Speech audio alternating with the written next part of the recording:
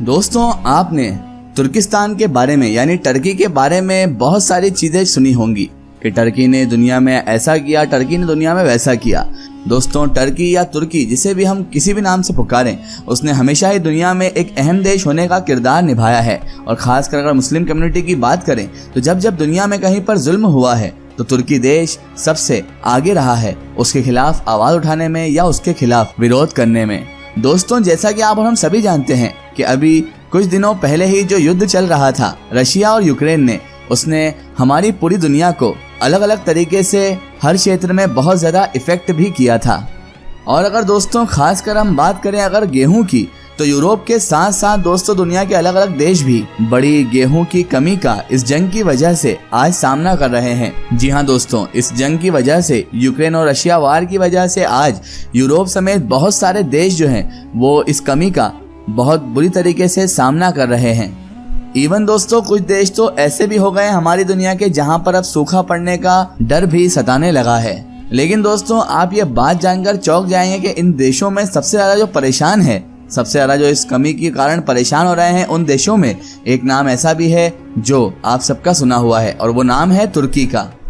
क्योंकि दोस्तों जाहिर सी बात है कि तैयब अर्दगान साहब ने भी बहुत टाइम पहले से ही कह दिया था कि तुर्की के हालात बहुत वक्त से अच्छे खासे खराब चल रहे हैं और ऊपर से ये गेहूं की कमी भी इस पर बहुत ज़्यादा इफेक्ट कर रही है। न सिर्फ दोस्तों तुर्की देश की करेंसी यानी कि लीरा अपने हिस्ट्री रिकॉर्ड स्तर पर गिर चुकी है, बल्कि इन्फ्लेशन यानी कि महंगाई का भी कोई जवाब नहीं है वहाँ पर। तुर्की में इतनी ज़्यादा महंगाई भी बढ़ चुकी है और दोस्तों इसके साथ साथ महंगाई इतनी बढ़ती जा रही है कि बड़ी तेजी के साथ तुर्की के लोगों को ये महंगाई, बढ़ती हुई महंगाई बर्बाद भी करते जा रही है, जिसका सीधा असर तुर्की के राष्ट्रपति यानी रजब तैयब अर्दगान साहब की पॉपुलैरिटी पर भी पड़ रहा है। और जाहिर सी बात है दोस्तों, ये तुर्की के राष्ट्रपति रजब तैयब अर्दगान साहब के लिए बहुत बड़ा खतरा भी है, क्योंकि दोस्तों तुर्की में भी अगले ही साल यानी 2023 में इलेक्शन होने हैं। क्योंकि दोस्तों जाहिर सी बात है कि यूक्रेन और रशिया की जंग होने से पहले तुर्की बड़े आराम के साथ अपना सारा का सारा अनाज, खास तौर से गेहूं, खास तौर पर फ्यूल भी रशिया और यूक्रेन से ही खरीद लिया करता था। मगर इस जंग के होने की वजह से दोस्तों अब तुर्की के ऊपर महंगाई के साथ साथ एक बड़ा और भी खतरा मंडराने लगा था, और वो खतरा है दोस्तों गेहूं की कमी का। दोस्तों गेहूं की कमी तुर्की में इतनी ज्यादा हो गई थी, इतनी ज्यादा शॉर्टेज गेहूं की हो चुकी थी कि एक्सपर्ट्स लोग जो थे तुर्की के, वो तो ये भी दावा कर रहे थे कि कुछ वक्त के बाद ही तुर्की में ज्यादातर लोगों के पास, ज्यादातर आवाम के पास खाने के लिए कुछ भी नहीं बचेगा। जिसकी वजह से ही दोस्तों ऐसे खतरनाक हालात से निपटने के लिए, ऐसे खतरनाक सिचुएशन का सामना करने के लिए अब तुर्की ने इतिहास में पहली बार हमारे देश हिंदुस्तान से, हमारे देश भारत से गेहूं का व्यापार भी शुरू कर दिया था। और दोस्तों पहली बार में ही तुर्की ने 50,000 टन से भी ज्यादा गेहूं का सौदा भारत से किया था। सौदे के मुताबिक दोस्तों इंडिया यानी हमारे हिंदुस्तान की तरफ से पानी वाले जहाजों से तुर्की को उसका ये गेहूं भेज दिया गया। मगर दोस्तों परेशानी तो तब शुरू हुई जब तुर्की ने अचानक से ही भारत से 50,000 टन गेहूं जो कि तुर्की पहुंचने वाला था, उस गेहूं को तुर्की ने ये कहकर ठुकरा दिया कि इस गेहूं में बहुत सारी बीमारियां भी लगी हुई हैं, बल्कि तुर्की ने इस गेहूं में एक खास किस्म के वायरस होने का भी जिक्र किया है।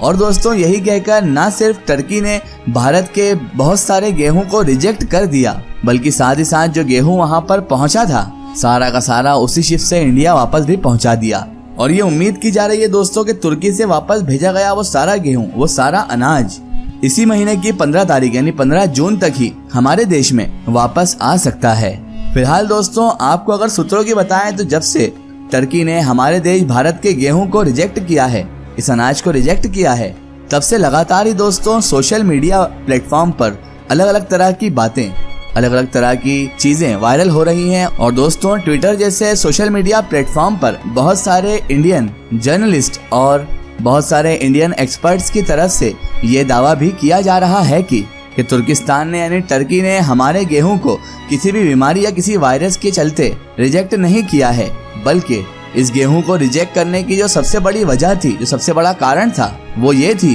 कि इस वक्त तुर्की हद से ज्यादा बुरी हालत का सामना कर रहा है। बहुत ज्यादा हालात तुर्की में अभी खराब चल रहे हैं। तुर्की की करेंसी जो है वो हद से ज्यादा गिर चुकी है और तुर्की की इकोनॉमी भी बहुत ज्यादा डाउन भी हो चुकी है।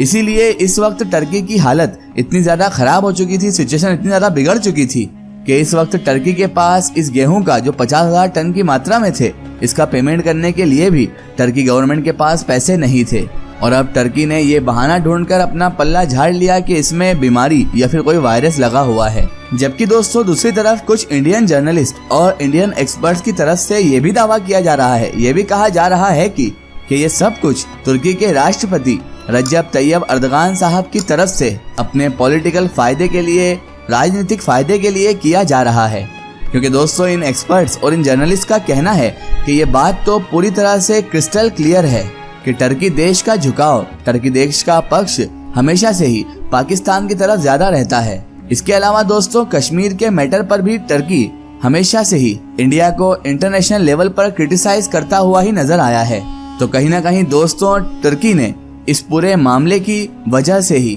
इंडिया की छवि, हमारे हिंदुस्तान की छवि को खराब करने की एक नाकाम कोशिश की है।